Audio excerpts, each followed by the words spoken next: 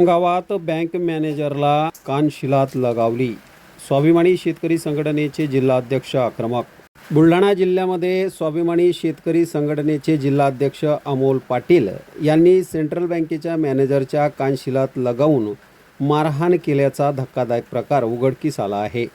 कर्जमाफीच्या यादीबाबत विचारपूस करण्यासाठी बँकेत गेलेल्या शेतकऱ्यांचा बँक मॅनेजरने अवमान केला, तसेच योग्य उत्तर न देता उद्धटपणे वक्तव्य केल्याचा आरोप अमोल पाटील यांनी केला आहे. या प्रकारामुळे संतापलेल्या स्वाभिमानीच्या कार्यकर्त्यांनी बँकेच्या मॅनेजरला चोप दिला. बँक मॅनेजर तक्रार देण्यासाठी खामगाव शहर पोलीस ठाण्यात दाखल झाले होते. या अचानक घडलेल्या घटनेमुळे बँक परिसरात मोठी खळबळ उडाली होती.